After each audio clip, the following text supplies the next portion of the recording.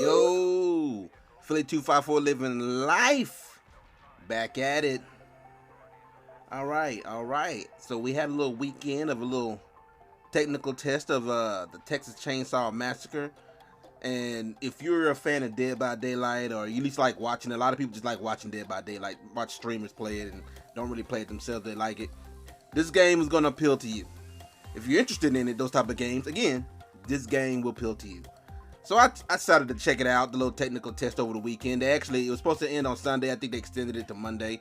I didn't get a chance to play it on Monday, but I did play over the weekend, played a few games. This is actually my very first gameplay. I recorded a few other games, but for whatever reason, it didn't record, or I lost the footage or whatnot, so I didn't mix them in with that, so whatever. So how well does it play on the Steam Deck? So, as I stated earlier, this is the very first actual gameplay footage of me actually playing, so you can see I'm trying to figure stuff out and everything. How does it play? As far as Proton versions or whatnot, didn't have to change anything as far as in-game settings. And you will see in this gameplay, some changes needed to be made. So, at first, to be honest with you, I couldn't even find where the gameplay settings were. They're not on the initial main menu, or at least I couldn't find them on the initial main menu when the game first starts. It wasn't in the little lobby where you're waiting for the game to ready up. I didn't find it until like maybe my third game, and I just pressed pause looking to see if it was in a pause screen, and there was actual settings, so I could make adjustments visual wise. And to be honest, everything in the visual settings was set to ultra, which if you watch this gameplay, Steam Deck was having some trouble with, to be honest with you. FPS was dropping constantly. It usually stayed around 20, but it definitely would drop lower, especially when you're outside in the field or whatnot. So once I dropped the settings, which like I said, I didn't have the gameplay footage of me dropping settings. It got lost. I don't know what happened.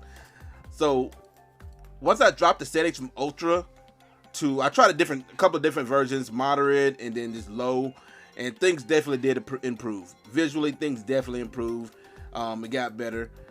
Now, once that happened, the game was a bit more enjoyable. I mean, even on Ultra, the FPS stutters was a bit of an issue for me. But as far as once everything got dropped down, it was smooth, and I was actually fully able to, engulf the game and kind of try to figure it out or whatnot. Now, what about the game itself? Again, just like Dead by Daylight, it's basically you versus a bunch of survivors. Survivors are trying to escape. I believe that's 4 or 5 of them. I can't remember. The twist though is 3 killers. It's based on Texas Chainsaw Massacre, so you're playing as, if I remember, the chef. I think a brother. I don't know what his name is. One of the brothers, and the actual Leatherface, of course. And then on top of that, you got the grandpa who's just chilling. You're not playing as him or anything. He's kind of chilling. He kind of acts as a in-game sonar, kind of give you an idea, a heads up of what the survivors may be. Every now and then he'll make a little moaning noise or a scream, and you can kind of just see the outline of your survivors for a few seconds.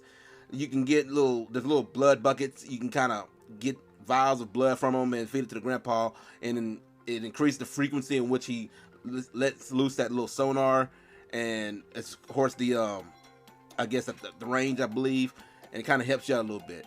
Because what I found out, and you'll see in this footage of me playing, what I found out the hard way, at least for me, there was no way to track people. You know what I'm saying? There was a whole lot of just blindly searching for me, trying to search them. Again, there are 3 killers, and it would definitely help if you got, some friends with you, or at least if your team you're on, it can actually communicate, hey, I got the basement, hey, someone spotted out here, that kind of thing. But if you're just playing a silent team and y'all just doing your own thing, running around looking for survivors, it can be difficult because there's no tracking. Like DBD has the scratch marks and the little blood pools or whatnot. I didn't see anything like that. Hell, there was one time I caught up with a survivor, sliced him, as I think I was the cook. Oh no, I wasn't the cook. I was one of the brothers or whatever, the brother. And I sliced him, and then the survivor did a little juke move. Dude was gone, disappeared. I don't know where he went. I couldn't find him. So it's hard to track it. So if you're used to tracking in DBD, this game doesn't have that. So the whole grandpa mechanic is definitely a plus. Also, there's sound. You can see where, for example, this little bone chandelier things put in certain doorways when people walk through them. It makes a little sound. You kind of see through the wall that the sound has been made. It kind of gives you an idea to kind of head that way. Same thing with doors. You can see through the walls when the door's closed. Kind of gives you like a little red outline of that door and a little sound, a little effective sound or whatnot happening around that area. Head out that way. But it works both ways. Survivors can do the same thing with you. They can hear sound. Survivors can go places your guys can't go depending on who you're playing as. If you're Leatherface, you're big and brutish. You kick down doors, but you can't slide through little thin areas survivors can. There's like little small areas you can crawl under that survivors can get in that the other guy, the Leatherface, can't do. But there are other areas where those other smaller guys, the brother and the chef, they can get in a lot of those areas survivors can't. See, look at that frame rate drop. You can see it, man. But they can get in areas that survivors can get to, slide through and everything. So it all depends. Everyone has their little power. I didn't have a tutorial. I just went in there blind. So I don't understand how all the progression system works or whatnot. But everyone has their little power. Leatherface has his little chainsaw. I think the cook has his own little built-in sonar listening system, kind of help him find survivors. And the brother dude has traps. So that's kind of a thing. Everyone has their own little abilities or whatnot they can do. And there's some other progression stuff that can work as well. So just FYI.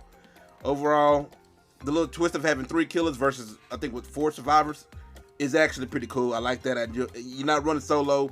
You're not getting straight up demolished. It kind of ups the ante. Again, this was only a technical test, and even in the bottom technical test, it said this is not gonna be a representation of the final game. Obviously, the changes are gonna be made.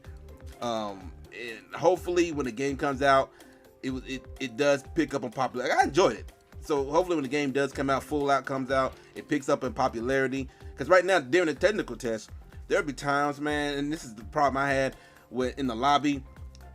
Everyone's rated up, 4 survivors, 2 killers, and then you're waiting for one more person to jump in, and someone to jump in, and let's say they want a certain killer.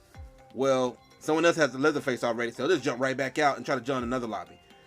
I think I sat in the lobby like that for like 10 minutes, waiting for someone to finally just, hey man, you're not going to be Leatherface, just play. And that's another thing, you can't really choose your killer. The game chooses it for you, from what I can tell, at least. Could be wrong, but the game chooses your killer. So, you're not always going to get the killer you want. If that's the case, everyone would choose Leatherface immediately. I enjoyed everyone. Actually, I enjoyed playing as the little trapper dude, to be honest with you, more than Leatherface. I never got to play as the cook. Never got a chance to play as him, unfortunately. So I couldn't really test everything out with him. So I may enjoy him more. It probably makes it easier to track with his little built-in sonar system he got going on. But, it's whatever. Ultimately, the game was pretty fun. Hopefully they work out a system to, a better lobby system, so lobbies don't just sit there forever as someone keeps jumping in and out looking for their specific killer they want to play as or survivors they want to play as. But I'm sure they'll get all that under control. Hopefully they get it all under control. But as far as fun factor, definitely had fun with it. Played it, like I said, played it a good few times during the weekend. Didn't get to play it over yesterday, but played it a good few times over the weekend. Definitely enjoyed myself. When the game comes out, I would say check it out. You can see what else is going on, what changes they may make.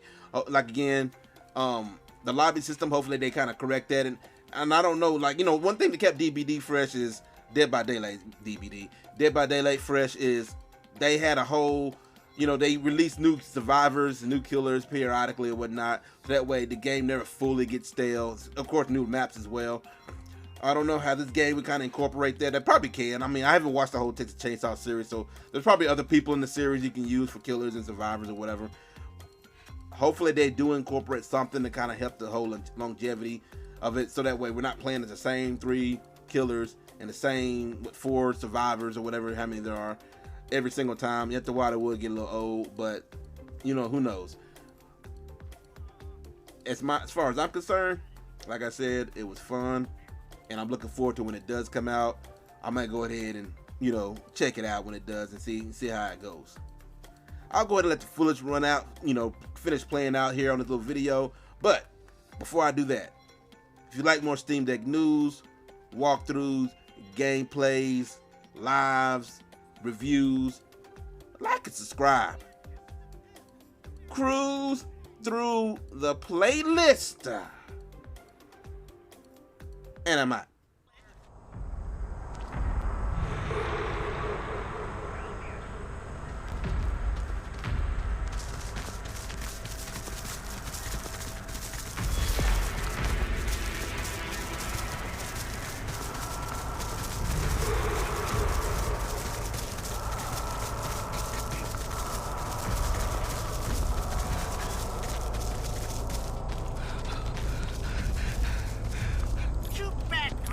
ain't evil. He was the best there ever was.